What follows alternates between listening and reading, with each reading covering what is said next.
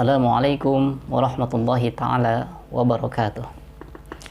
Innal hamdalillah, assalatu wassalamu ala Rasulillah Muhammad ibn Abdullah wa ala alihi wa ashabihi wa mawalah. Amma ba'd. Hadirin jamaah rahimakumullah yang saya hormati. Pertama, marilah kita panjatkan rasa syukur kita kepada Allah Subhanahu wa taala. Shalawat serta salamnya mudah-mudahan tetap dicurahkan kepada baginda Nabi Muhammad sallallahu alaihi wasallam. Alhamdulillah, pada kesempatan kali ini kita akan melanjutkan pembahasan kitab Safinatun Najah.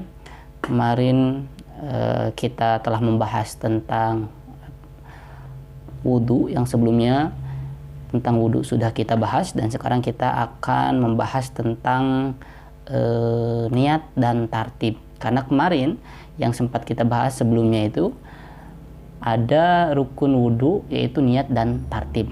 Nah, mungkin kebanyakan dari orang itu belum tahu bagaimana caranya berniat dan menempatkan niat, atau kapan waktunya dia memulai untuk berniat di dalam hatinya. Maka di sini akan kita bahas terkait niat dan apa itu yang dimaksud dengan tartib.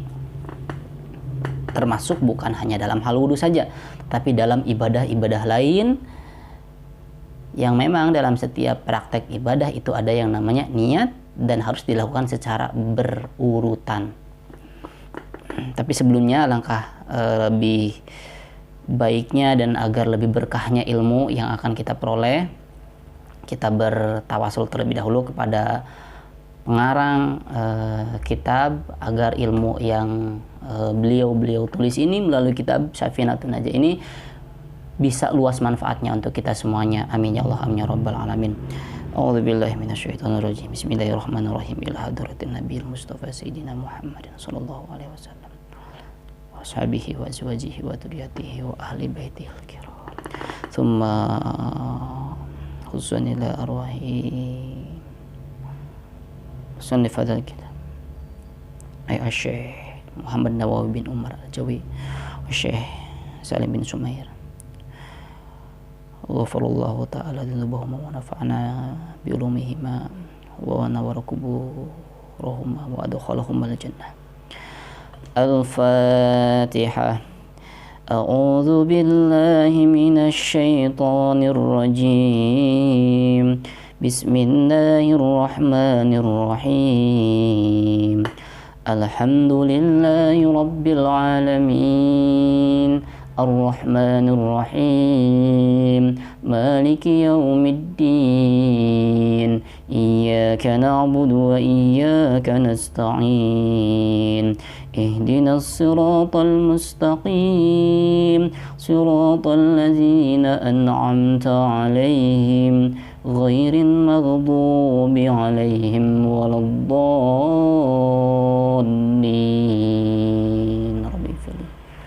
Wali walidayya amin. Baik, sebelumnya seperti biasa, bagi yang ingin ikut mengaji dan punya kitabnya, boleh diambil terlebih dahulu kitabnya, lalu dibuka pasal niat.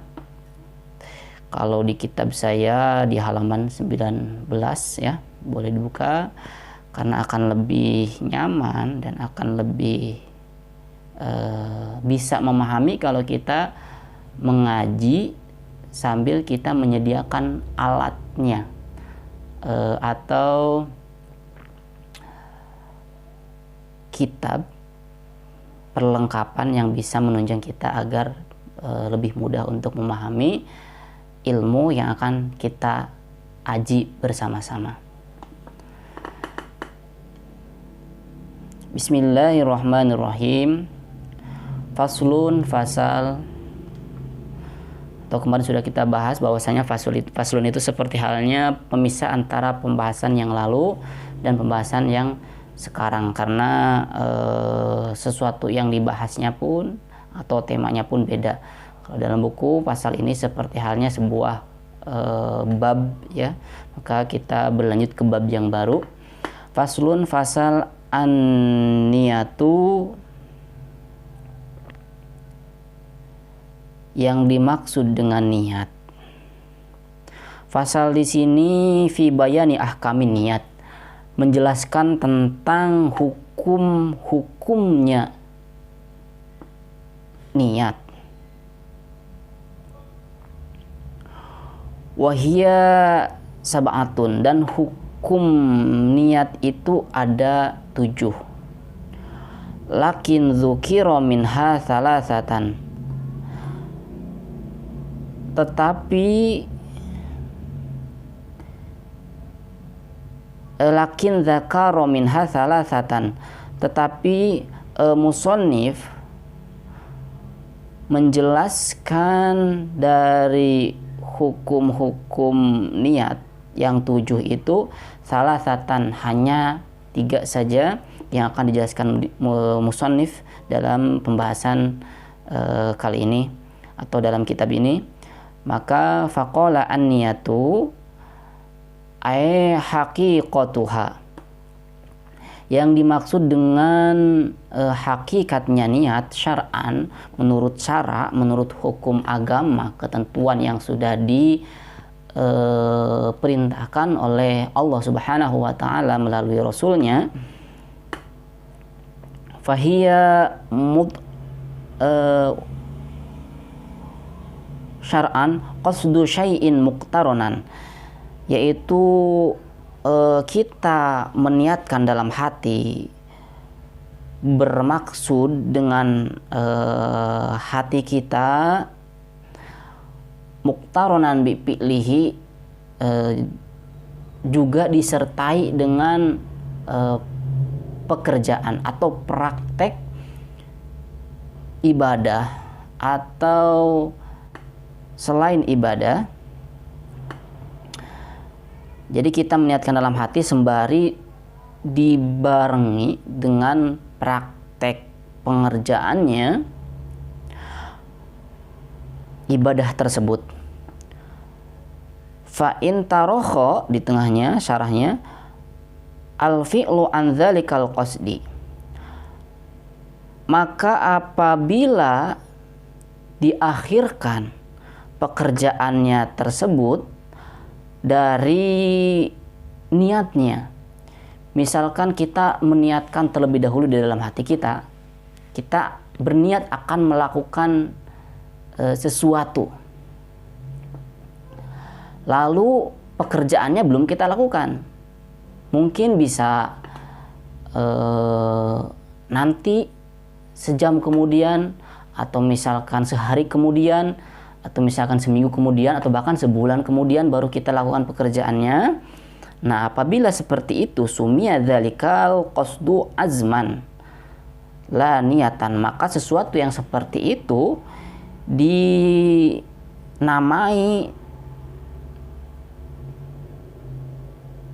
dengan yang namanya azam atau mengazamkan, la niata, bukan niat. Misalkan kita berniat bahwasanya besok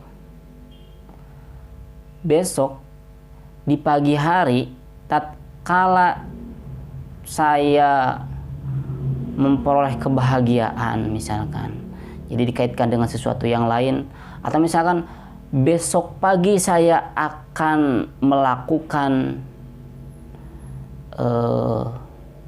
sholat duha. Nah, dia meniatkan dalam hatinya, tapi prakteknya itu adalah besok. Maka niat yang ia tanamkan dalam hatinya waktu itu bukanlah niat, karena sholat duhanya adalah besok. Nah, akan tetapi praktek yang seperti itu disebut dengan yang namanya azam atau mengazamkan. La niata, bukan dimaksud dengan niat. Atau biasanya azam itu kita kaitkan dengan sesuatu yang lain. Apabila saya memperoleh kesehatan, misalkan dirinya sedang sakit, apabila saya sehat, maka saya akan bersedekah. Lalu sehatlah ia, maka bersedekahlah orang itu pada waktu sehatnya. Nah, niat dia saat masih sakit itu dengan mengazamkan apabila dia sehat, maka dia akan bersedekah, atau dia akan sholat sunnah syukur, sujud syukur ya maksudnya, sujud syukur, atau misalkan sholat tahajud 10 rakaat, 20 rakaat. Nah, dalam praktek saat dia meniatkan, mengazamkan, itu bukanlah niat, akan tetapi sumia dzalikal qasdu bil azmi. Maksud atau yang diniatkan oleh dia di dalam hati itu disebut dengan yang namanya azam. La niyata, bukan dimaksud dengan niat. Lanjut lagi. Wa amma lughatan, adapun niat secara lughat, secara bahasa. Nah, ini secara bahasa.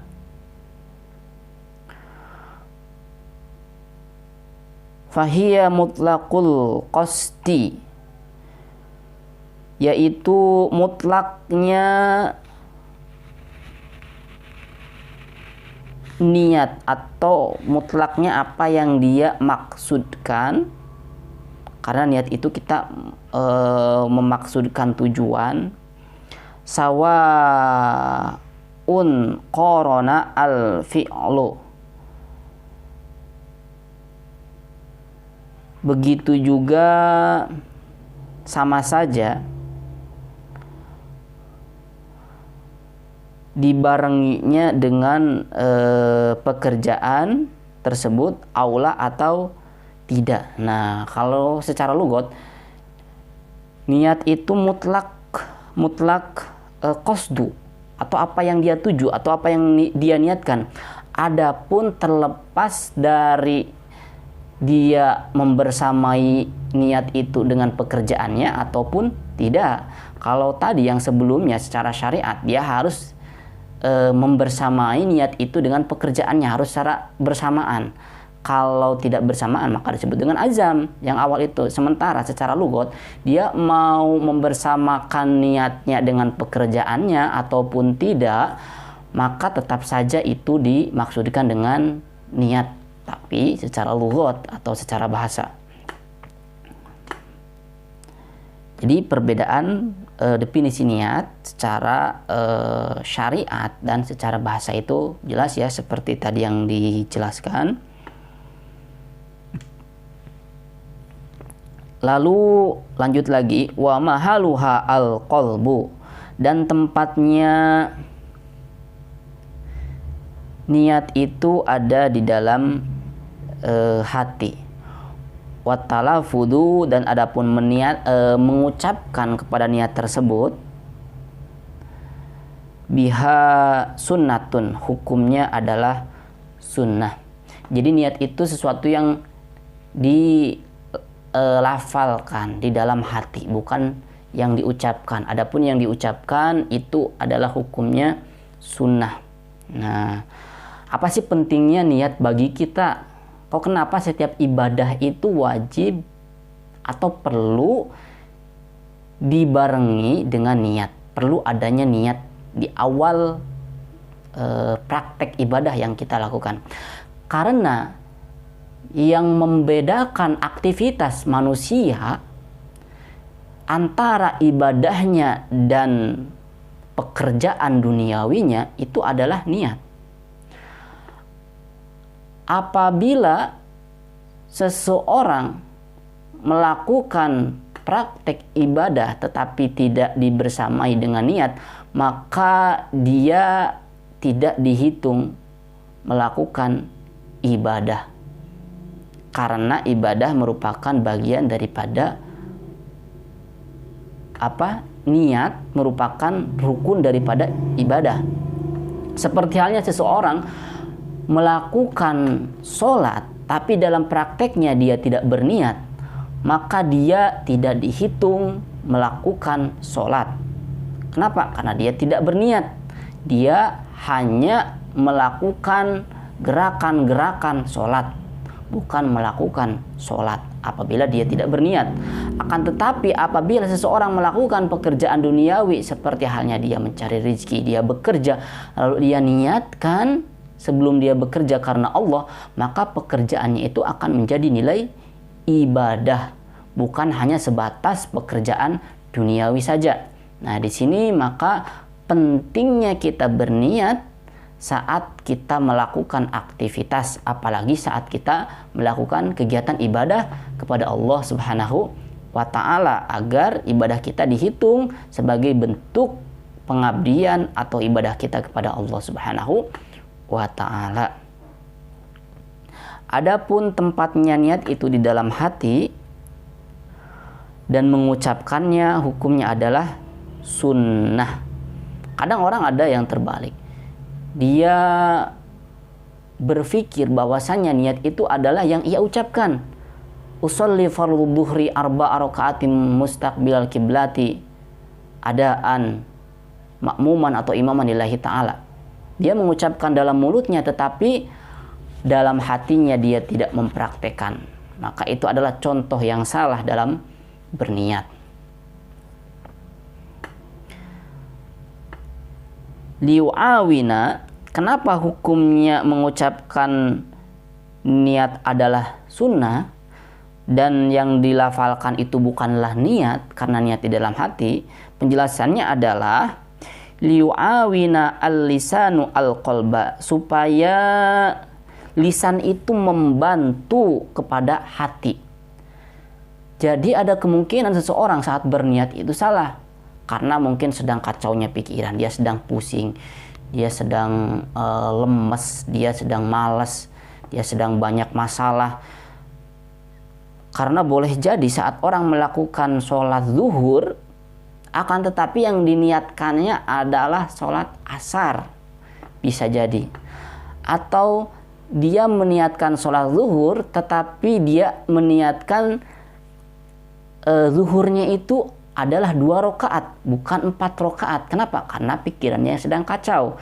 Maka untuk mendampingi niat di dalam hati kita, perlu kita bantu dengan pelafalan atau niat yang dilafalkan agar bisa membantu mengarahkan apa yang kita ucapkan terhadap apa yang akan kita niatkan di dalam hati.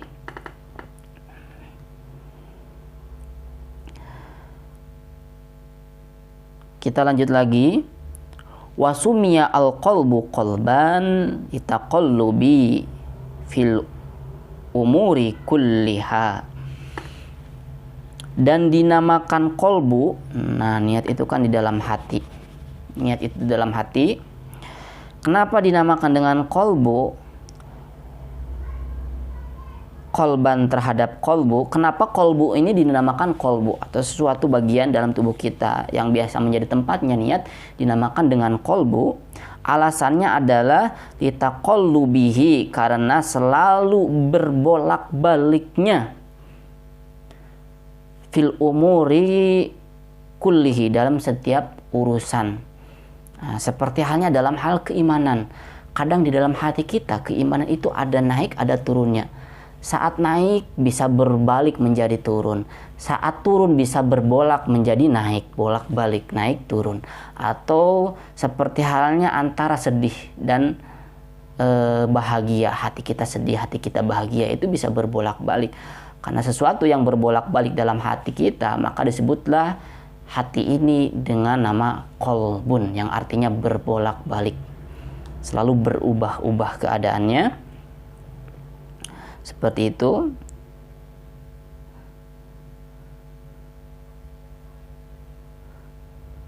Lalu wawaktuha, dan waktunya niat. Nah, waktunya niat. Kapan sih kita harus memulai berniat?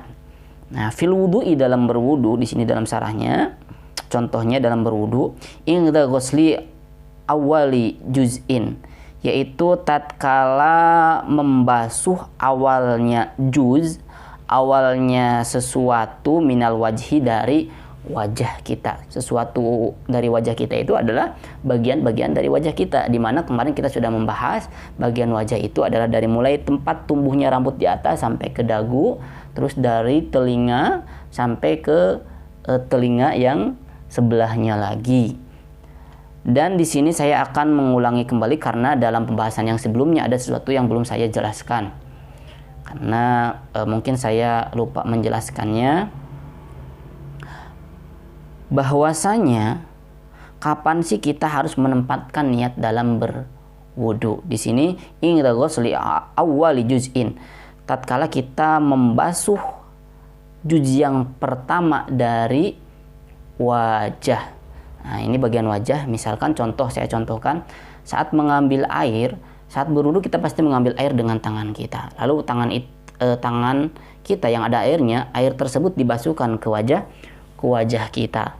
Nah, maka waktu kita berniat dalam posisi yang tadi itu adalah saat air itu mulai menyentuh wajah kita. Sentuhan pertama dari air yang kita basuhkan, maka saat itu kita memulai niat. Adapun kita memulainya itu dari bagian atas terlebih dahulu yang kita basuh, atau misalkan dari bagian samping atau dari bagian bawah, maka di bagian pertama itu harus dimulai dengan niat, dibersamai dengan niat. Misalkan kita dari bagian atas, saat kita mengambil air lalu kita basuhkan terlebih dahulu ke bagian atas, maka saat menyentuh bagian atas yang pertama, di situ kita meniatkan dalam hati, tapi niat saya berwudu untuk menghilangkan hadas kecil karena Allah. Nah, tapi dalam hati, ya, dalam hati. Setelah selesai niatnya dan semua bagian wajah sudah dibasuh, sudah merata dengan air, maka boleh kita mengangkat tangan. Sebelum merata tidak boleh diangkat tangan kita, ya. Nah, itu. Atau misalkan dari bagian samping, maka meniatkan dari sini, atau dari bagian bawah, maka kita meniatkan dari sini. Seperti itu, ya. Nah, ini secara umum gambaran membasuh wajah. Dan tidak boleh kita berniat itu di tengah-tengah saat membasuh wajah. Misalkan kita membasuh dari bagian atas. Dari bagian atas kita belum berniat nih, tapi saat kita mengusap bagian bawah, membasuh bagian bawah yang diusap, lalu kita mulai niat di sini nih, di sini. Niat saya melakukan wudu untuk menghilangkan hadas kecil karena Allah. Maka yang terhitungnya itu di sini, yang bagian bawah saja, sementara yang bagian atasnya tidak ada niat. Dan tadi sementara yang paling atas itu adalah awalnya kita membasuh. Maka walaupun semua wajahnya dibasahi oleh air, tapi hakikatnya dia hanya membasuh sebagian daripada wajahnya. Maka yang ini tidak dihitung sebagai sesuatu yang dibasuh saat wudu. Kenapa? Karena tidak ada niat di bagian atas ini. Seperti itu. Makanya niat itu harus dari mulai pertama air itu menyentuh ke wajah, lalu dalam hati kita berniat. Saya contohkan kalau didapalkan oleh saya, niat saya berwudu untuk menghilangkan hadas kecil karena Allah. Maka setelah selesai niat, pastikan semuanya dari wajah kita itu dibasuh oleh air. Nah, jangan dulu diangkat tangannya. Maka setelah niat selesai dan semuanya dibasuh oleh air, baru bolehlah kita mengangkat tangan kita. Itu yang wajibnya, ya. Sementara basuhan yang kedua, ketiga itu hukumnya adalah sunnah. Seperti itu. Adapun saat kita bertayamum misalkan, karena tayamum itu walaupun belum kita bahas, ya, tapi kita akan sedikit menyinggung tentang niat dalam tayamum. Karena dalam tayamum itu rukun pertamanya bukanlah niat, akan tetapi memindahkan tangan atau mengangkat tangan. Maka saat di depan kita ada tanah, cara praktek dan waktu niatnya itu adalah saat kita mengangkat atau memindahkan tangan. Nah, seperti ini. Misalkan ini tanah, kita mengucapkan dulu dalam di mulut kita lafalkan dulu untuk membantu niat kita yang nanti akan dilafalkan dalam hati. Sebelumnya kita bantu dengan ucapkan nawaitu tayamuma listibahati fardhi sholat. Yang artinya niat saya bertayamum supaya mendapatkan dibolehkannya melakukan sholat atau fardu sholat. Nah, maka yang pertama kita lakukan adalah mengangkat tangan. Saat mengangkat tangan dalam hati kita juga mengucapkan niat. Jadi saat mengangkat tangan dalam hati kita ya, tapi saya contohkan dengan saya lafalkan niat. Nah, ini saat mengangkat tangan niat. Niat, bukan saat kita mengusap wajah kita, tapi saat mulai mengangkat tangan. Maka saat mengangkat tangan kita awali dengan kata niat di dalam hati. Tapi saya contohkan dengan saya lafalkan ya, biar mudah. Niat saya bertayamum supaya memperoleh keparduan sholat, atau memperoleh dibolehkannya melaksanakan sholat. Nah, lalu pastikan semua wajahnya itu terusap oleh tanah yang bertayamum. Maka setelah itu boleh diangkat, terus ditepuk-tepuk dulu di sini. Tidak boleh tepuk-tepuk di atas tanah, karena nanti kalau bercampur tanahnya tidak bisa digunakan lagi untuk bertayamum. Seperti itu. Itu ya. Nah, adapun cara mengusapnya saat bertayamum itu gimana, jamaah semuanya. Yang terpenting bagian wajahnya itu semuanya dilumuri atau terusap oleh tanah. Atau misalkan mau seperti ini biar lebih mudah. Niat, maka gini. Nah, nih, setelah niat yang tadi ya. Niat saya bertayamum supaya memperoleh dibolehkannya melaksanakan sholat. Nah, jadi seperti ini. Nah, dari sini nih, dari sini. Nah, dari atas, yang tangan kanan, yang kiri dari bawah. Nah, seperti ini boleh ya. Nah, seperti ini. Nah, ini otomatis semuanya udah terusap seperti itu. Kita lanjut lagi. Hakada seperti itu. Ibaratu ba'dihim, pengibaratan sebagian ulama, bitaqdimil lafdil ghusli ala lafdil awali, dengan mengutamakan atau mendahulukan lafadz ghuslun atas lafadz awal. Nah, wa huwa mardiyun asy-Syarqawi, dan itu adalah sesuatu yang disetujui oleh Imam Asy-Syarqawi. Nadhron illa annal wajiba, karena Imam Syarqawi melihat sesungguhnya sesuatu yang wajib muqarranuha lil fi'li, itu membersamainya niat lil fi'li terhadap pekerjaan. Seperti itu. Kita lanjut lagi.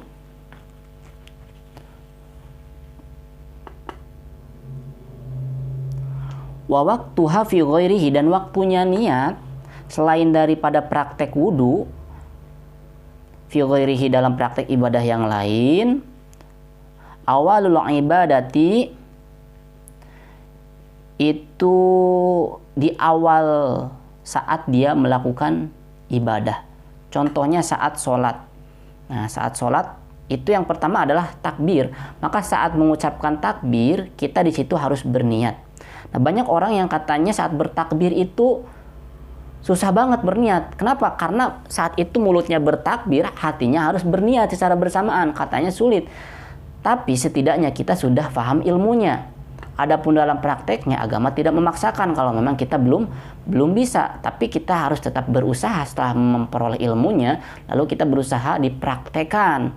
Nah, tapi kalau sudah terbiasa, insya Allah kita mudah melafalkan niat dalam hati saat kita bertakbiratul ihram dalam sholat. Maka saya praktekkan seperti ini, cara berniat saat melakukan sholat yang benar itu seperti apa, yaitu dibarengkan ya, harus berbarengan. Misalkan saat seseorang itu bertakbir Allah, dia mengatakan Allah, nah maka saat dari lapad A sampai lapad akbar, roknya lapad akbar, dia harus berniat dan tidak boleh diselesaikan takbirnya sebelum niatnya selesai. Kalau niatnya sudah selesai di dalam hati, maka dia boleh mengakhiri lafaz akbarnya. Makanya saat bertakbir ada orang yang cepat, ada orang yang sedang baca takbirnya, ada orang yang sangat panjang baca takbirnya. Kenapa? Karena di dalam hatinya sedang menyesuaikan niatnya, seperti itu ya. Misalkan seperti ini. Allah. Nah, saat Allah itu dalam hati kita, saya contohkan, maka hati kita harus berniat. Niatnya seperti ini. Niat, misalkan sholatnya sholat zuhur. Niat saya melakukan sholat zuhur 4 rakaat, simpelnya ya, karena Allah. Karena Allah. Atau niat saya melakukan sholat zuhur 4 rakaat pada waktunya dengan menghadap kiblat karena Allah. Setelah itu baru bar. Allahu Akbar. Nah, saat tadi mengucapkan Allahu Akbar, hati kita berniat seperti tadi yang saya contohkan ya. Kalau niatnya belum selesai, maka tidak boleh diselesaikan takbirnya, harus tetap Allah.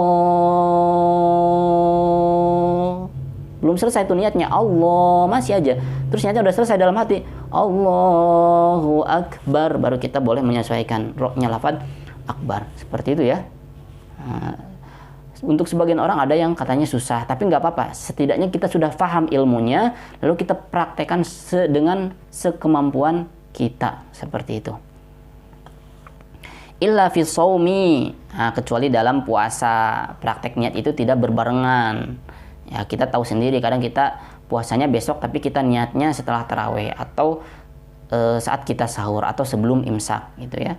Lalu kenapa sih yang menjadi penjelasan kenapa niat puasa itu dilakukan sebelum kita melakukan puasa, tidak berbarengan dengan praktek puasa. Nah, penjelasannya seperti ini. Fa innaha mutaqaddimatun alaihi. Karena sungguhnya niat berpuasa itu lebih awal daripada puasanya. Li asri muraqabatil fajri. Karena susahnya kita memastikan waktu fajar, waktu imsak. Nah, kita nggak bisa memprediksi waktu imsak itu jam berapa. Walaupun ada sudah tertera waktu-waktu imsak, tapi itu adalah bentuk ikhtiar manusia. Yang memang waktu imsak itu adalah waktu jeda antara waktu kita untuk menahan makan sampai ke azan subuh. Karena sebetulnya waktu yang tidak diperbolehkannya kita untuk makan lagi itu adalah waktu subuh. Akan tetapi boleh jadi ukuran waktu subuh manusia itu tidak akurat. Makanya untuk menjaga-jaga ada jeda, biasanya 10 menit agar untuk menjaga kehati-hatian. Oleh sebab itu juga maka niat puasa itu dilakukan sebelum melakukan puasa. Karena seseorang tidak bisa memprediksi kapan waktunya fajar itu dimulai. Nah, waktu subuh maksudnya ya, waktu fajar itu.